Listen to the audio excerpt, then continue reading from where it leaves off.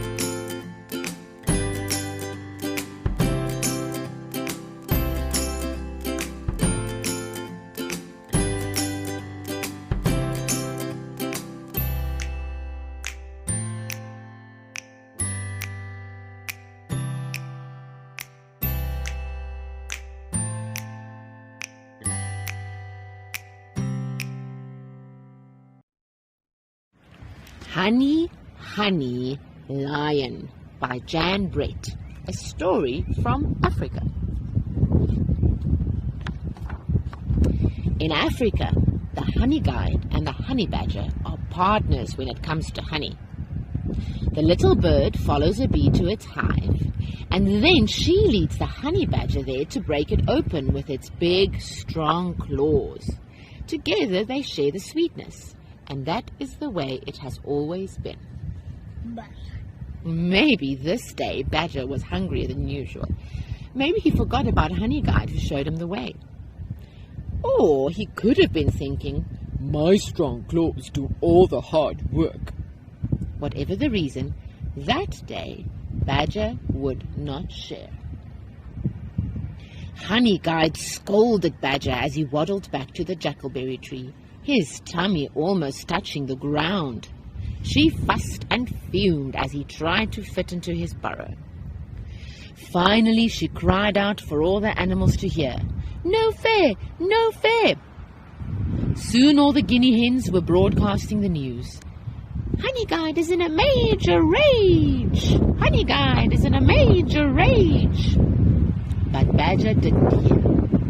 He was sound asleep, smiling, snoring, and hiccuping from his big meal.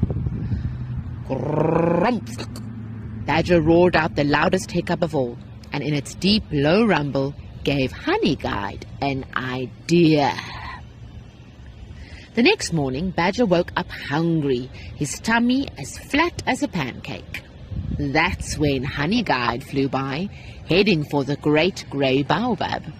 "Honey, honey, honey," she cried, grinning. The little bird zigzagged over its large roots. Pitter-patter. Badger ran after her. Pitter-patter. Honey Guide flew low across the waterhole. Splish, splash. Badger paddled after her. Splish, splash. Splish, splish. Honey Guide glided to the top of a termite mound and bounced on one foot. Sprong! Badger scrambled to the top and bounced off. Sprong! Honey Guide landed on a hollow log. It echoed as she stomped along. Boom, boom. Badger hurried to catch up. Boom, boom. Boom, boom. Next, Honey Guide flitted through a stand of papyrus. Tall, dry reeds waved back and forth, clickety-click. Badger traipsed along, muttering, "Where is that honey?" The papyrus rattled as he went by, clickety-click. Honey Guide led him through a field of golden grass. Swish, swish. Badger huffed and puffed, but the thought of the delicious meal waiting for him kept him going. Swish, swish. By now, Badger was tired and wet, itchy and sore, but he didn't slow down because Honey Guide was just ahead of him. She flashed her wings, fanned her tail, and dove under an acacia tree. Badger charged in after her, singing triumphantly, "Honey, honey!" Lion! Lion, lion, lion! Badger turned on his tail and ran. Swish, swish through the grass, clickety-click into the papyrus, boom, boom over the hollow log, sprong over the termite mound, splish, splash across the waterhole, pitter-patter over the baobab roots. Badger dashed into his burrow. Honey Guide cheered. In a flash, Badger was as far as the entrance as he could be. Right behind him was Lion's huge paw, batting the air, but he could not reach him. And that's the closest any animal could be to an angry lion and live to tell the tale. That evening, Mongoose squeaked to Elephant, who trumpeted to Hippo, who bellowed to Warthog, who squealed to Bishop Bird, who piped to Hyena, who whooped to Zebra, who snorted to Giraffe, who was overheard by Guinea Hen, who bugled it far and wide.